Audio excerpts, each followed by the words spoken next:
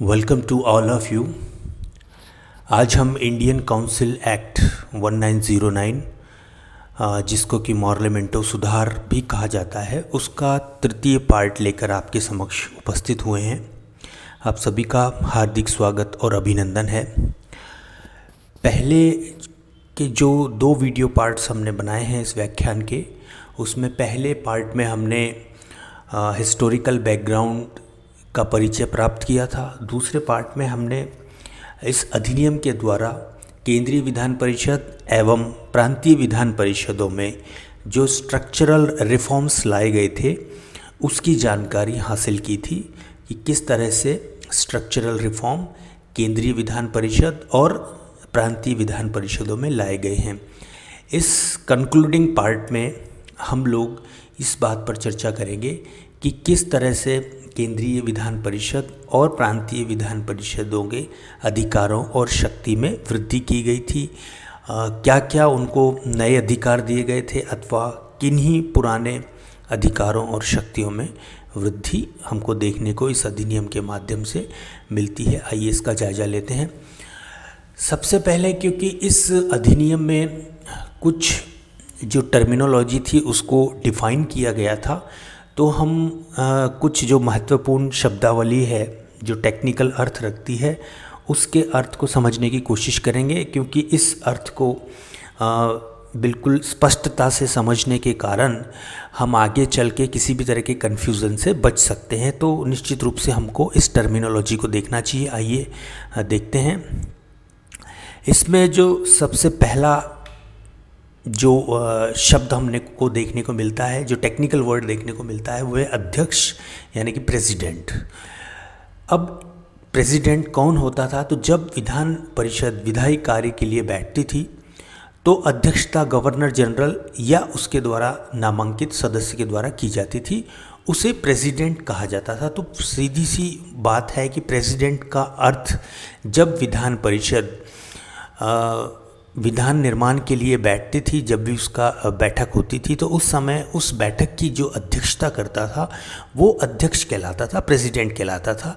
सामान्य तौर से गवर्नर जनरल ही इस तरह की विधान परिषद की बैठकों की अध्यक्षता करता था, किंतु कतिपय मामलों में गवर्नर जनरल अगर उपस्थित होने में अक्षम होता था या किसी अन्य कार्य में वो व्यस्त होता था, तो उसके द्वारा नामांकित किसी व्यक्ति के द्वारा, जो कि मुख्य रूप से एग्जीक्यूटिव काउंसिल का ही सदस्य होता था, उसके द्वारा ये इसकी इस तरह के विधान के निर्माण हेतु आयोजित बैठक की अध्यक्षता की जाती थी और उसको प्रेसिडेंट कहा जाता था।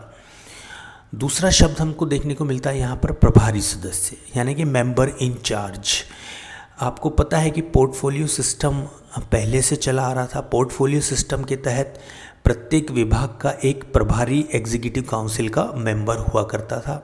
आपको ये भी विदित है, पिछले वीडियो व्याख्यान में हमने विस्तार से इस चीज़ को देखा भी है कि एग्जीक्यूटिव काउंसिल के 6 सदस्य थे और प्रत्येक सदस्य के पास एक विभाग का प्रभार हुआ करता था। तो ये एक पोर्टफोलियो सिस्टम कहलाता था। अब जिस विभाग का अध्यक्ष जो प्रभारी होगा, तो विधायन कार्य के लिए जब भी बैठक आयोजित होती तो जो प्रश्नों के उत्तर देने होते अथवा उस विभाग से संबंधित किसी तरह का कोई लॉ या एक्ट पारित करना होता, तो उसका जो जुम्मा होता था वो उस प्रभारी सदस्य के ऊपर होता था, तो उसको मेंबर इन चार्ज यानी कि प्रभारी सदस्य कहा जाता था। तीसरा जो टेक्निकल वर्ड हमको देखने को यहाँ पे मिलता है वित्तीय विवरण पत्र, जिसको कि फाइनेंशियल स्टेटमेंट्स कहा गया है। तो गवर्नर जनरल एंड काउंसिल प्रत्येक वर्ष आने वाले वर्ष के लिए वित्तीय अनुमानों को दर्शाने वाला एक प्रारंभिक विवरण प्रस्तुत करता था, जिसको कि फाइनेंशियल स्टेटमेंट्स कहा जाता था। ये बजट से अलग रहता था। टेक्निकल शब्दावली के बात करें तो ये बजट से अलग होता था। क्यों अलग होता था? क्योंकि बजट एक फाइनल फाइनेंशियल स्टेटमेंट हुआ करता था, जबकि वित्तीय विवरण पत्र में यानी कि फाइनेंशियल स्टेटमेंट में संशोधन की गुंजाइश हमेशा से बनी रहती थी। अंतिम जो टेक्निकल वर्ड है वो है बजट। तो गवर्नर जनरल एंड काउंसिल के द्वारा अंतिम रूप से स्थापित वित्तीय विवरण पत्र को बजट के नाम से संबोधित इस अधिनियम में किया गया है। अब हम जायज़ा लेते हैं परिषदों के क्या अधिकार थे और उनकी किस तरह की शक्तियाँ थी, किस तरह की अभिवृद्धि उनमें की गई थी, उसका हम जायज़ा लेते हैं। तो उसको हम प्रमुख रूप से 3 हेडिंग्स के अंतर्गत समझने की कोशिश करेंगे। पहली है वित्तीय अधिकार और शक्ति, दूसरा है सार्वजनिक हित पर चर्चा और संकल्प प्रस्ताव लाने की शक्ति, और तीसरा है प्रश्न पूछने की शक्ति। तो हम इन 3 शीर्षकों के अंतर्गत परिषदों के अधिकार और शक्तियों के ऊपर चर्चा करेंगे। आइए सबसे पहले देखते हैं वित्तीय अधिकार और शक्ति। तो फाइनेंशियल स्टेटमेंट और बजट के ऊपर हमने प्रारंभिक चर्चा पहले कर ली है। फाइनेंशियल स्टेटमेंट और बजट दोनों संबंधित होते हुए भी टेक्निकल टर्म्स में अलग अलग थे। फाइनेंशियल स्टेटमेंट प्रतिवर्ष रखा जाता था और अध्यक्ष द्वारा नियत दिवस पर उस पर चर्चा होती थी। अब इस फाइनेंशियल स्टेटमेंट में जो आंकड़े, टैक्स, लोन या किन्हीं विभाग के लिए आवंटित या किसी कार्य के लिए आवंटित राशि पर चर्चा होती थी, और चर्चा के बाद अगर कोई संशोधन की आवश्यकता विधान परिषद के सदस्यों को महसूस होती थी या वो चाहते थे, तो वो उस संदर्भ में संकल्प यानी कि रेजोल्यूशंस ला सकते थे। और रेजोल्यूशंस इस तरह से जब लाया जाता था तो उन रेजोल्यूशंस के निपटारों के बाद एक सेकंड स्टेज प्रारंभ होती थी रेजोल्यूशंस के बारे में, यानी कि फाइनेंशियल वित्तीय अधिकार के संदर्भ में रेजोल्यूशंस किस तरह से लाए जाते थे उसको हम आगे चल के देखने की कोशिश करेंगे, समझने की कोशिश करेंगे। यहाँ पर इतना समझना काफ़ी होगा कि रेजोल्यूशंस फाइनेंशियल स्टेटमेंट में संशोधन के लिए लाए जाते थे और ये किसी भी सदस्य के द्वारा लाए जा सकते थे। जब इस तरह से रेजोल्यूशंस का निपटारा हो जाता था तो उसके बाद में एक सेकंड स्टेज फाइनेंशियल स्टेटमेंट के ऊपर चर्चा के संदर्भ में प्रारंभ होती थी। इस सेकंड स्टेज में क्या होता था, दूसरे चरण में जो है फाइनेंशियल स्टेटमेंट के जो शेड्यूल्स हुआ करते थे, अनुसूचियाँ हुआ करती थी, जो सारणी हुआ करती थी जिसमें आय और व्यय के मदवार विवरण होता था, तो उसमें विभिन्न मदों पर मदवार यानी कि हेड वाइज चर्चा की जाती थी। और ये चर्चा एक हेड पे भी हो सकती थी और हेड्स के एक समूह पर भी हो सकती थी। ये निर्भर करता था वित्तीय सदस्य जो कि इस विभाग का प्रभारी हुआ करता था उसके ऊपर। लेकिन यहाँ पर हमें ध्यान ये रखना है कि क्योंकि ये सारे जो हेड्स होते थे ये अनुसूचियाँ के अंतर्गत दिए जाते थे, किंतु सभी हेड्स पे सभी मदों पर चर्चा करने की अनुमति नहीं थी। जैसे कि सेना जैसे विषय से संबंधित जो हेड होते थे उसके ऊपर परिषद के अंतर्गत चर्चा नहीं की जा सकती थी। यानी कि क्लियरली अनुसूचियों में ये डिफाइन किया गया था कि किस मद में विधान परिषद के अंतर्गत चर्चा की जा सकती है और किस मद में विधान परिषद के अंतर्गत चर्चा नहीं की जा सकती है। ये स्पष्ट रूप से इस अधिनियम की जो अनुसूचियाँ थीं उसके अंतर्गत ये वर्णित था। अब वित्त प्रभार सदस्य सेकेंड स्टेज में सदस्यों के द्वारा पूछे जाने वाले प्रश्नों के या उनके द्वारा मांगे जाने वाले किसी भी अतिरिक्त सूचना को देने का उसका दायित्व था।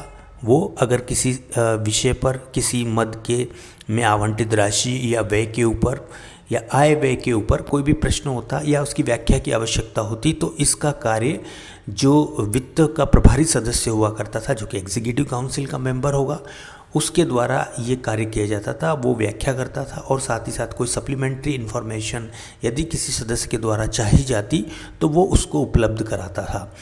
अब इस सेकंड स्टेज में भी कोई भी सदस्य किसी भी मद या मत समूह के किसी प्रश्न पर संकल्प प्रस्तावित कर सकता था, यानी कि रेजोल्यूशंस को प्रपोज कर सकता था। रेजोल्यूशंस का मतलब संशोधन होता था, जिसको हम आगे चल के विस्तार पूर्वक देखने की कोशिश करेंगे कि वित्तीय अधिकार और शक्तियों के संदर्भ में रेजोल्यूशंस किस तरह से लाए जाते थे और उनका अंत में लक्ष्य क्या होता था, उनका प्रभाव क्या होता था।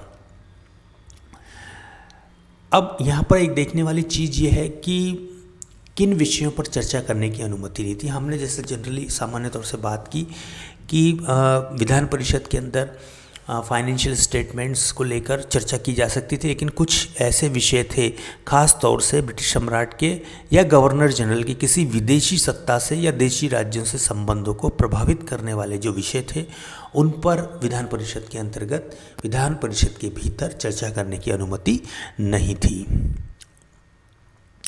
अब फाइनेंशियल स्टेटमेंट्स के ऊपर संकल्प यानी कि रेजोल्यूशंस कैसे लाए जाते थे, किस तरह से उनको प्रस्तावित किया जाता था और अंततः उनका क्या प्रभाव सरकार के ऊपर पड़ता था, आइए इसका हम जायजा लेते हैं। तो ये एक तरह से संशोधन प्रस्ताव होते थे। जिन संदर्भों में इन संकल्पों को लाया जाता था, ये उनमें किसी न किसी तरह के संशोधन को प्रस्तावित करते थे, परिवर्तन को प्रस्तावित करते थे। अब इसके लिए एक कंडीशन इस अधिनियम के द्वारा प्रस्तुत की गई थी, और वो कंडीशन थी कि इस तरह के जो संकल्प हैं, जो संशोधन प्रस्ताव है, उनको प्रस्तावित करने से 2 दिन पूर्व में लिखित में सूचना जो है एक संकल्प की प्रति के साथ सेक्रेटरी ऑफ लेजिस्लेचर डिपार्टमेंट्स को देनी होती थी। तो यहाँ पर स्पष्ट रूप से समझा जा सकता है कि अगर किसी तरह का रेजोल्यूशंस लाना है सदस्यों के द्वारा, तो उनको 2 दिन पूर्व में इसका एक रिटर्न नोटिस सेक्रेटरी को देना होगा, और साथ ही साथ इस रिटर्न नोटिस के साथ में उस संकल्प की प्रति भी देनी होगी जो कि वो प्रस्तावित करना चाह रहे हैं। यह सूचना भारत सरकार के, यानी कि तात्कालिक जो भारत सरकार थी, ब्रिटिश गवर्नर जनरल के अधीन, उसके विधायी विभाग के सचिव को देनी होती थी। संकल्पों पर खुलकर चर्चा होती थी, और यदि संकल्प में एक से अधिक बिंदु या प्रश्न होते थे, ये संभव था कि एक ही संकल्प में एक से अधिक बिंदु या प्रश्न हो, तो उनके ऊपर अलग अलग विचार और अलग अलग ही मत विभाजन का प्रावधान था, ऐसा किया जा सकता था। और वे संकल्प जिन पर मत विभाजन नहीं होता था, तो वो एक तरह से मान लिए जाते थे कि वो विड्रॉ कर लिए गए हैं या संबंधित सदस्य के द्वारा वापस ले लिए गए हैं। संकल्पों पर अब मत विभाजन जो है वो वॉइस वोटिंग यानी कि ध्वनि मत से हो सकता था, यानी कि ध्वनि किस पक्ष की ज़्यादा है, पक्ष में ज़्यादा ध्वनि है या विपक्ष में ज़्यादा ध्वनि है, इस आधार पर भी वोटिंग की जा सकती थी, या फिर वास्तविक रूप से बैलेट के आधार पर भी मत विभाजन अध्यक्ष के निर्णय अनुसार करवाया जा सकता था। अब इनका प्रभाव क्या होता था? अगर किसी विषय को लेकर, किसी प्रश्न को लेकर संकल्प विधान परिषद के द्वारा पारित कर दिया जाता था, उसके पश्चात भी गवर्नर जनरल और उसकी जो एग्जीक्यूटिव काउंसिल थी, उनको उनके संदर्भ में ये एक रिकमेंडेशंस ही मानी जाती थी, यानी कि इस तरह से प्रस्तावित संकल्प जो है गवर्नर जनरल और उसके एग्जीक्यूटिव काउंसिल के ऊपर बाध्यकारी नहीं थे, कंपलसरी नहीं थे कि वो इन रिकमेंडेशंस को जो कि संकल्पों के माध्यम से आए हैं उनको माने। वो ये मानना या ना मानना उनकी इच्छा के ऊपर निर्भर करता था। तो इस तरह से हम देखते हैं कि ये केवल औपचारिक मात्र ही थे, वास्तविक रूप से ये सरकार को अथवा सरकार के किसी नीतिगत प्रश्न को प्रभावित करने में यथार्थ रूप में सक्षम नहीं थे। आइए अब देखते हैं कि बजट के संदर्भ में किस तरह के प्रावधान थे। अब तक जो हमने चर्चा की वो फाइनेंशियल स्टेटमेंट्स को लेकर थी। फाइनेंशियल स्टेटमेंट की 2 स्टेज की बात की हमने। प्रथम स्टेज में सामान्य चर्चा, जो कि उसके अंतर्गत दर्ज विवरणों के ऊपर, आंकड़ों के ऊपर, आय व्यय के ऊपर होती थी। सेकेंड जो स्टेज थी वो शेड्यूल में दर्ज आय और व्यय के जो हेडवाइज विवरण होते थे उनकी चर्चा से संबंधित थी। दोनों ही स्तर पर, दोनों ही स्टेज में संकल्प लाया जा सकता था, प्रस्तावित किया जा सकता था, और उसको पारित होने के उपरांत गवर्नर जनरल या प्रभारी सदस्य जो हुआ करता था उसके ऊपर निर्भर होता था कि वो उन रिकमेंडेशंस को जो कि संकल्पों के माध्यम से आए हैं उनको स्वीकार करे अथवा न स्वीकार करे। अब हम चलते हैं बजट की ओर, जो कि एक फाइनेंशियल स्टेटमेंट होता था। तो यहाँ पर स्पष्ट रूप से ये लिखा हुआ है कि प्रत्येक वर्ष 24 मार्च या उससे पहले वित्त सदस्य जो कि एग्जीक्यूटिव काउंसिल से होता था उसके द्वारा बजट प्रस्तावित किया जाता था। अब देखिए, हमने फाइनेंशियल स्टेटमेंट्स के प्रस्तुतिकरण की स्टेज 1 और स्टेज 2 में संकल्पों की चर्चा की। तो यहाँ पर देखिए उसका क्या प्रभाव होता है। तो जिन संकल्पों को वित्तीय विवरण यानी कि फाइनेंशियल स्टेटमेंट में चर्चा के दौरान पारित किया गया था, उनको यदि वित्त सदस्य जो कि एग्जीक्यूटिव काउंसिल से मान ले तो अच्छी बात होती थी, लेकिन ज़रूरी नहीं था कि वो माने। अगर वो अस्वीकार कर देता था या उन संकल्पों से प्रस्तावित संशोधनों को अस्वीकार कर देता, उन्हें अपने फाइनल फाइनेंशियल स्टेटमेंट यानी कि जिसको हम बजट कह रहे हैं उसमें इंक्लूड नहीं करता था, तो उनको न मानने के कारणों का स्पष्टीकरण उसे बजट के प्रस्तुतिकरण के दौरान प्रस्तुत करना होता था।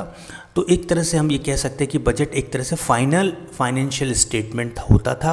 इस पर चर्चा हो सकती थी और जो भी विधान परिषद के सदस्य हैं वो इस पर अपना ऑब्जर्वेशन या एक सामान्य अवलोकन जो कि होता था उसको प्रस्तुत कर सकते थे। किंतु मोस्ट इम्पॉर्टेंट थिंग कि यहाँ पर कोई भी बजट पर संकल्प नहीं लाया जा सकता था और ना ही बजट पर कोई मत विभाजन हो सकता था। देखिए, इस चीज़ को बहुत बेहतर तरीके से आपको ध्यान में रखना चाहिए, क्योंकि जितने भी सोशल इलेक्ट्रॉनिक मीडिया में और यूट्यूब्स पे जो वीडियो उपलब्ध हैं या कई सारी पुस्तकों में भी इस भ्रम के कारण, जिसमें कि बजट और फाइनेंशियल स्टेटमेंट को एक ही समझ लिया गया है, वहाँ पर भ्रमवश ये कहा गया है कि बजट के ऊपर भी रेजोल्यूशंस लाए जा सकते थे और उनके ऊपर भी वोटिंग की जा सकती थी। ये आपको कई सारे यूट्यूब चैनल्स के लेक्चर्स में देखने को मिलेगा, लेकिन ये पूर्णतः गलत है। इसीलिए हमने कुछ शब्दावलियों का इस वीडियो व्याख्यान के आरंभ में अर्थ का स्थिरीकरण करने की कोशिश की है, ताकि इस तरह का कन्फ्यूज़न आगे ना हो। तो फाइनेंशियल स्टेटमेंट वो स्टेज होती थी बजट की जब उसमें संशोधन प्रस्तावित किया जा सकता था। उसको मानना ना मानना वित्त प्रभारी सदस्य के ऊपर निर्भर करता था, किंतु यदि वो स्वीकार करे या अस्वीकार करे, बजट के रूप में जो वो फाइनेंशियल स्टेटमेंट जो कि फाइनल होता था, वो जब प्रस्तुत करता था तो उस पर चर्चा हो सकती थी, अवलोकन हो सकता था, किंतु उस पर किसी भी तरह का रेजोल्यूशंस नहीं लाया जा सकता था और ना ही उस पर किसी भी तरह का मत विभाजन संभव था। तो ये आपको अंतर स्पष्ट रूप से ध्यान में रखना चाहिए, जो कि बहुत महत्वपूर्ण कभी कभी परीक्षा के दृष्टिकोण से, खासतौर से उच्चतर परीक्षाओं के लिए महत्वपूर्ण हो सकता है। अब एक जो विषय था जिसमें हमने सेकेंड हेडिंग जो देखी थी हमारी शक्तियों और अधिकार के अंतर्गत, कि सार्वजनिक हित पर चर्चा और संकल्प लाने की शक्ति। तो ये संभव था कि विधान परिषद की बैठक से पूर्व किसी तरह के सार्वजनिक मसले के ऊपर कोई महत्वपूर्ण मुद्दा विधान परिषद के प्रतिनिधियों के माध्यम के समक्ष आता है और उसको त्वरित रूप से विधान परिषद में उस पर चर्चा करने की आवश्यकता है और उस पर कुछ ना कुछ निर्णय सरकार की ओर से किया जाना चाहिए। इस बात की आवश्यकता को मद्देनज़र रखते हुए ये प्रावधान किया गया था। तो देखिए, सार्वजनिक हित के किसी भी मुद्दे को 15 दिन पूर्व लिखित सूचना पर, यानी कि जब भी विधान परिषद की बैठक निश्चित होती थी तो उससे 15 दिन पूर्व यदि कोई महत्वपूर्ण सार्वजनिक हित का मुद्दा होता था तो उस पर 15 दिन पूर्व लिखित सूचना सेक्रेटरी, जो कि विधायिक विभाग का सेक्रेटरी होता था, उसको दी जा सकती थी। और इस 15 दिन पूर्व के नोटिस के साथ साथ संकल्प की एक प्रति, यानी कि उसकी एक कॉपी भी दी जाती थी, जिसको कि विधान परिषद में बैठक में उठाया जाना है। तो इस तरह से हम देखते हैं कि सार्वजनिक हित पर चर्चा करने के लिए 15 दिन पूर्व लिखित नोटिस देना अनिवार्य था और साथ ही साथ उस संकल्प की एक कॉपी भी उपलब्ध करानी होती थी। अब इस प्रकार के किसी संकल्प के प्रस्ताव को स्वीकार करना या न करना अध्यक्ष पर निर्भर होता था, और यदि स्वीकार कर लिया जाता था तो संकल्प पर चर्चा के दौरान अन्य जो सदस्य हुआ करते थे विधान परिषद के, वो इस पर संशोधन प्रस्तावित कर सकते थे और रेजोल्यूशंस ला सकते थे। अब इस तरह से लाए गए रेजोल्यूशंस को या बिना रेजोल्यूशंस के इस तरह के सार्वजनिक हित पर जो रेजोल्यूशन था उसके ऊपर वोटिंग हो सकती थी। फिर वोटिंग का या तो ध्वनि मत से हो सकता था या मत विभाजन, जैसा भी अध्यक्ष उचित समझे होता था। अब जब विधान परिषद में इस तरह का सार्वजनिक हित पर संबंधित कोई संकल्प पारित हो जाता था तो भी उसको मात्र एक सुझाव ही समझा जाता था, उसमें केवल सुझाव मात्र की शक्ति थी। उसको मानना या ना मानना पुनः गवर्नर जनरल के ऊपर निर्भर करता था। तो ये भी केवल रिकमेंडेशंस होते थे, एक तरह से ध्यानाकर्षण ये प्रस्ताव हुआ करते थे, ध्यानाकर्षण संकल्प हुआ करते थे, जिसके माध्यम से किन्हीं सार्वजनिक हित के मुद्दों पर सरकार का ध्यान खींचा जाता था। तो यहाँ पर हम देख सकते हैं, हालांकि ज़रूरी नहीं था कि गवर्नर जनरल उसको कंसीडर करे और उसको स्वीकार करके उस तरह से उसके रेजोल्यूशन के लिए कोई ना कोई कार्य करे, तो ये आवश्यक नहीं था। ये डिपेंड करता था कम्प्लीटली गवर्नर जनरल के ऊपर। अब जो हमारा तृतीय शक्ति, जो तृतीय हेडिंग थी, वो थी प्रश्न पूछने की शक्ति। तो ये आपको विदित है कि परिषद के पास प्रश्न पूछने की शक्ति 1892 के अधिनियम के द्वारा ही थी, और इस अधिनियम के द्वारा केवल ये कर दिया गया कि अब सप्लीमेंट्री क्वेश्चन भी पूछे जा सकते। इससे पहले प्रश्न पूछने की अनुमति के साथ साथ अनुपूरक प्रश्न यानी कि सप्लीमेंट्री प्रश्न पूछने की अनुमति नहीं थी, लेकिन इस अधिनियम के माध्यम से विधान परिषद के सदस्यों को सप्लीमेंट्री प्रश्न पूछने की अनुमति भी दे दी गई थी। लेकिन एक राइडर था कि प्रभारी जो एग्जीक्यूटिव काउंसिल के जिस सदस्य से इस तरह के सप्लीमेंट्री क्वेश्चन पूछे गए हैं तो वो चाहे तो बिना सूचना के उत्तर देने से इनकार कर सकता था। तो ऐसी स्थिति में पूरक प्रश्न को, यानी कि जो सप्लीमेंट्री क्वेश्चन है, उसको नए सिरे से अगली बैठक में मुख्य प्रश्न के रूप में भी पूछा जा सकता था। ये एक महत्वपूर्ण एक प्रावधान था इस 1909 के अधिनियम का, जिसके माध्यम से सप्लीमेंट्री क्वेश्चन पूछने की अनुमति दी गई। अब प्रश्न पूछने की शक्ति कई प्रतिबंधों के अधीन थी। आप हर विषय पर प्रश्न नहीं पूछ सकते थे। इसके लिए कुछ प्रस्ताव, कुछ रेस्ट्रिक्शंस लगाए गए थे, जैसे कि विदेशिक मामले थे, यानी कि गवर्नर जनरल या क्राउन के विदेशों से संबंध अथवा देशी राज्यों से संबंध, भारत सचिव और गवर्नर जनरल के बीच के कुछ जो मामले जो विवादित होते थे उनके संदर्भ में प्रश्न नहीं पूछे जा सकते थे। ये कुछ रेस्ट्रिक्शंस थे प्रश्न पूछने की शक्ति पे। अब इसके साथ में एक कंडीशन और ये लगा दी गई थी कि प्रश्न पूछने के लिए विधान परिषद की बैठक से 10 दिन पूर्व नोटिस मय प्रश्न के देना जरूरी थे, यानी कि आपको सेक्रेटरी को पुनः 10 दिन पूर्व सूचना देनी होगी और उस सूचना के साथ साथ उस प्रश्न की कॉपी भी देनी होगी जो कि आप आगामी विधान परिषद की बैठक में उठाना चाहते हैं। अब यहाँ पर अध्यक्ष के पास ये शक्ति थी कि वो किसी प्रश्न को अनुमति देने से इनकार कर सकता था। तो जाहिर सी बात है कि इस तरह की शक्ति अध्यक्ष के पास थी और वो चाहता तो इस तरह के प्रश्नों को अनुमति देने से इनकार कर देता था। तो महत्वपूर्ण हाईलाइट जो हमारे सामने उभर कर आती है वो ये है कि इस अधिनियम के माध्यम से सप्लीमेंट्री क्वेश्चन पूछने की अनुमति दे दी गई थी। अब हम असेसमेंट की ओर चलते हैं, यानी कि इस अधिनियम के जो मेरिट्स थे, जो गुण थे, जो अच्छी चीज़ें थी, उनके बारे में चर्चा करेंगे और साथ साथ इस अधिनियम के द्वारा जो डिमेरिट्स थी, इसके जो अवगुण थे, जो कि दोष थे, उनके ऊपर चर्चा करते हैं। दोनों का तुलनात्मक अध्ययन करके हम निष्कर्ष पर पहुंचेंगे। तो सबसे पहले हम लोग देख लेते हैं गुण, यानी कि मेरिट्स इस अधिनियम के क्या थे। सबसे पहले चुनाव का प्रारंभ किया गया था। जी हाँ, इस अधिनियम के माध्यम से 1909 के माध्यम से चुनाव शब्द को अधिनियम में जगह दी गई थी। हालांकि चुनाव मोस्टली इनडायरेक्ट होते थे, क्योंकि प्रांतीय विधान परिषद में जो सदस्य चुने जाते थे, जो कि universities, municipal corporations, city corporations, towns और इनके माध्यम से चुनकर कुछ सदस्य आते थे। ये सदस्य फिर प्रांतीय विधान परिषद से केंद्रीय विधान परिषद के लिए सदस्यों का चुनाव करते थे, खासतौर से सामान्य सीटों का। इसके अलावा लैंड होल्डर्स और मुस्लिमों के लिए आरक्षित जो सीटें हुआ करती थी, उनको सीमित मताधिकार के आधार पर उस वर्ग से संबंधित लोगों के द्वारा चुना जाता था। तो इस तरह से हम देखते हैं कि चुनाव भले ही अधिकांश चुनाव का हिस्सा इनडायरेक्ट था, परंतु स्पष्ट रूप से इस अधिनियम के द्वारा चुनाव को स्वीकार कर लिया गया था।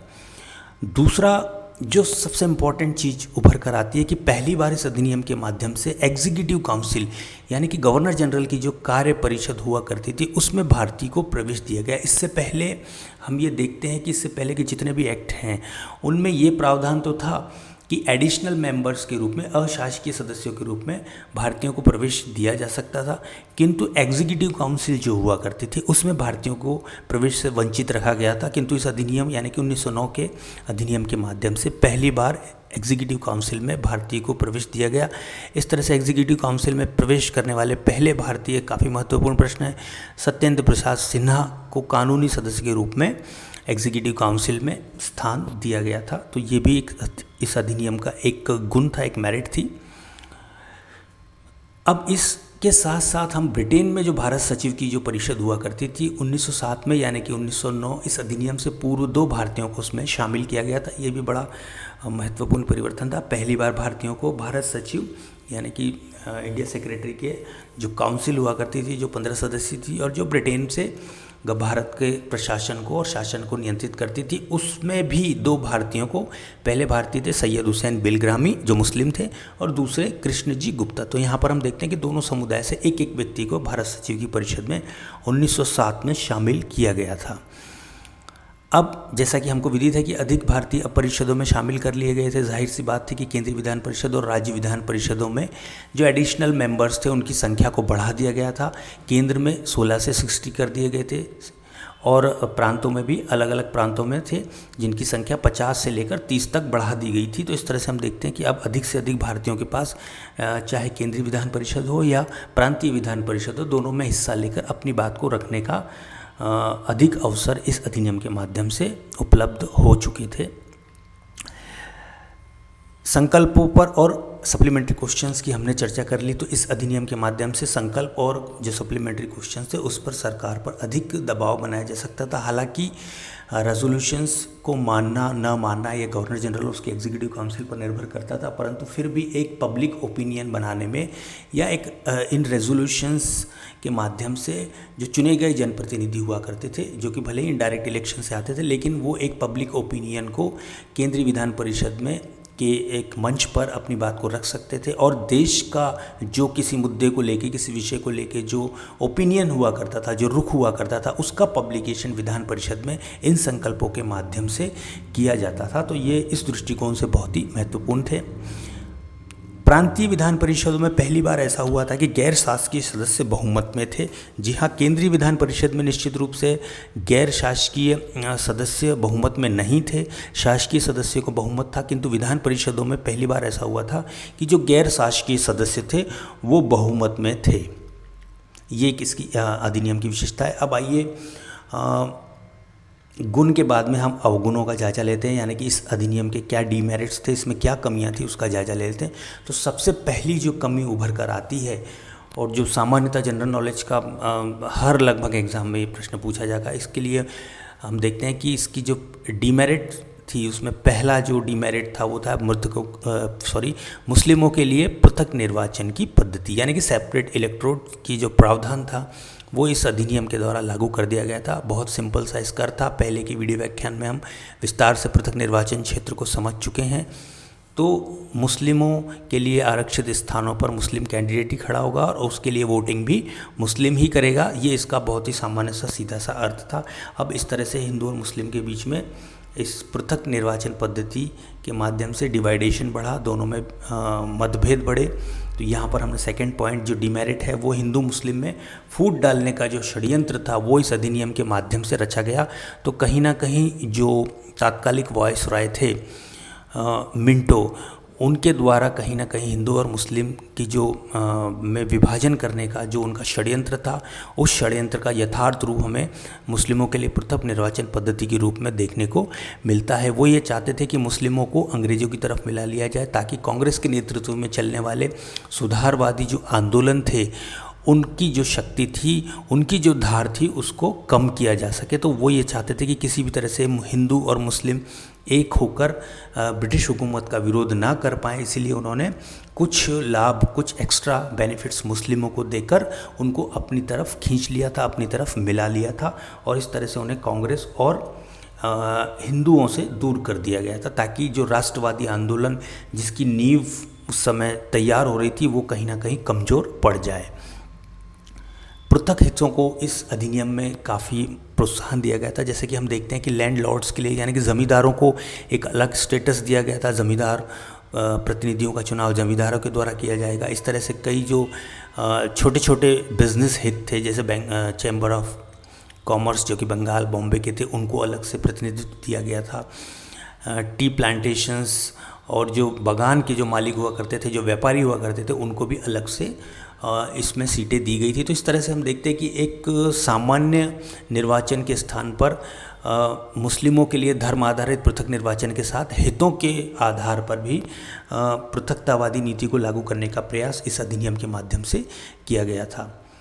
सीमित मताधिकार, ये बहुत महत्वपूर्ण है कि इस अधिनियम के द्वारा देखिए सार्वजनिक मताधिकार नहीं दिया गया था, यानी कि सभी व्यक्तियों को, सामान्य जनता को मत देने का अधिकार नहीं था। इसके लिए काफ़ी सारी कंडीशन थी और ये कंडीशन प्रोविंस टू प्रोविंस, यानी कि प्रांत और प्रांत के हिसाब से अलग अलग थी। अलग अलग प्रांतों में अलग अलग तरीके की कंडीशंस मताधिकार के लिए रखी गई थी। उदाहरण के लिए मद्रास की बात करते हैं, जहाँ पर 15,000 वार्षिक आय अथवा 10,000 का भूमि कर चुकाने वाले जमींदारों को ही केवल मत देने का अधिकार था।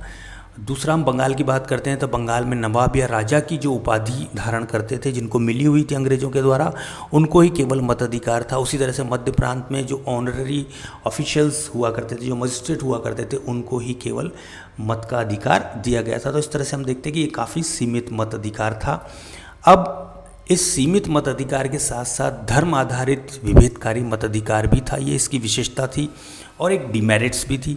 तो इसको समझने की कोशिश करते हैं। देखिए, हिंदू और मुस्लिम, जैसा कि हमने पूर्व में चर्चा की कि अंग्रेज़ों का मुख्य उद्देश्य था हिंदू और मुस्लिम के बीच में फूट डालकर राष्ट्रवादी आंदोलन को कमज़ोर करना। तो उस भी हम यहाँ पर मताधिकार के अंतर्गत देख सकते हैं, समझ सकते हैं। मुस्लिम जो कि वार्षिक 3,000 रुपये की आमदनी पर आयकर देता था, उसको मताधिकार इस अधिनियम के माध्यम से दे दिया गया था। किंतु पारसी, ईसाई, हिंदू जो कि 3 लाख तक के आयकर पर भी मताधिकार से वंचित रखे गए थे, यानी कि उनको मत देने का अधिकार नहीं था। तो कहीं ना कहीं ब्रिटिश हुकूमत ने यहाँ पर एक्स्ट्रा जो बेनिफिट था, जो रिलैक्सेशन था, वो मुस्लिमों को धर्म के ऊपर दिया गया था, धर्म पे आधारित पे दिया गया था। बल्कि जो पारसी, ईसाई और हिंदू थे उनको मताधिकार से वंचित रखने के लिए उनके लिए काफ़ी टफ कंडीशन, यानी कि 3 लाख तक के आयकर पर भी उनको मताधिकार नहीं दिया था। तो यहाँ पर हम देखते हैं कि धर्म आधारित विभेदकारी मताधिकार इस अधिनियम का एक डिमेरिट था, एक दोष था। अब बात करते हैं मुस्लिमों के लिए जो कि एजुकेशन के बेसिस पे जो मताधिकार दिया जाता था, उसमें यहाँ पे स्पष्ट रूप से ये था कि 5 वर्ष पूर्व के जो मुस्लिम ग्रेजुएट हुआ करते थे उनको मताधिकार दिया गया था। किंतु अन्य जो होते थे, जिसमें कि पारसी, ईसाई, हिंदू या अन्य जो धर्म आते थे, उनके जो 20 वर्ष पहले के ग्रेजुएट्स थे उनको भी मताधिकार नहीं दिया गया था। यानी कि मुस्लिम ग्रेजुएट्स को केवल 5 वर्ष के बाद ही मताधिकार दे दिया गया था, लेकिन जो 20 वर्ष पूर्व के जो ग्रेजुएट थे, जो कि अन्य धर्मों से आते थे, गैर मुस्लिम धर्मों से आते थे, उनको मताधिकार से वंचित रखा गया था। तो यहाँ पर हम स्पष्ट रूप से ये समझ सकते हैं कि धर्म के आधार पर मताधिकार देने में इस अधिनियम के द्वारा भेदभाव किया गया था। तो ये एक डिमेरिट के रूप में हमारे सामने उभर कर आता है। स्त्रियों को मताधिकार एवं चुनाव लड़ने का अधिकार इस अधिनियम के द्वारा नहीं किया गया था, ये भी इसका एक बड़ा डिमेरिट था। विधान परिषदों को वास्तविक अधिकार नहीं थे। जी हाँ, बिल्कुल, इसको आप स्पष्ट रूप से समझ सकते हैं कि केंद्रीय विधान परिषद में शासकीय सदस्यों का बहुमत था और एग्जीक्यूटिव काउंसिल्स के जो मेंबर हुआ करते थे, जो पदेन सदस्य हुआ करते थे, जिनकी संख्या 9 थी, तो और वो 28 जो कि शासकीय सदस्य थे उनसे साथ में मिलकर, और जो नॉमिनेटेड मेंबर्स हुआ करते थे जो कि गवर्नर जनरल के द्वारा नॉमिनेट किए जाते थे, तो ये सब मिलकर एक तरह से शासकीय बहुमत की स्थापना कर लेते थे। तो बिना शासकीय अनुमति के या बिना शासकीय इच्छा के किसी भी तरह का जो विधायन का कार्य है वो केंद्रीय विधान परिषद में संभव नहीं था। अगर किसी गैर शासकीय सदस्य के द्वारा किसी तरह का प्रस्ताव लाया भी जाता तो भी उसको सरकार चाहती तो बहुत आसानी से बहुमत के आधार पर खारिज कर सकती थी, क्योंकि उसमें सदस्यों की संरचना ही इस तरह से थी।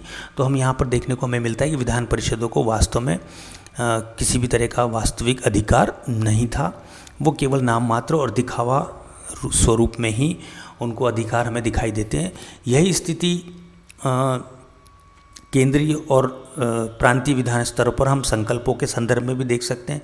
पहले भी हमने चर्चा की कि जो संकल्प सदस्यों के द्वारा लाए जाते थे, कि जो संशोधन लाए जाते थे, वो गवर्नर जनरल अथवा प्रांतों में गवर्नर के लिए बाध्यकारी नहीं होते थे। वो उनकी इच्छा पर निर्भर करता था कि वो उसको माने अथवा ना माने। तो इस तरह से हम देखते हैं कि ये केवल रिकमेंडेशंस होते थे और उनका जो भविष्य होता था वो पूरी तरह से गवर्नर जनरल और प्रांत के संदर्भ में गवर्नरों की इच्छा पर निर्भर करता था।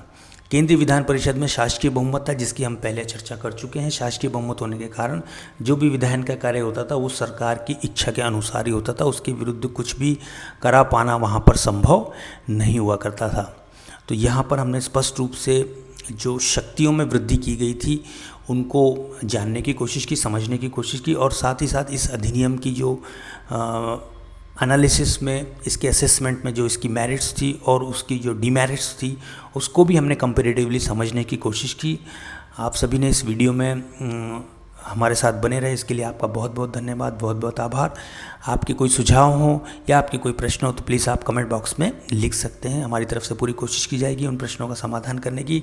वीडियो में बने रहने के लिए बहुत बहुत धन्यवाद। आपका दिन शुभ हो।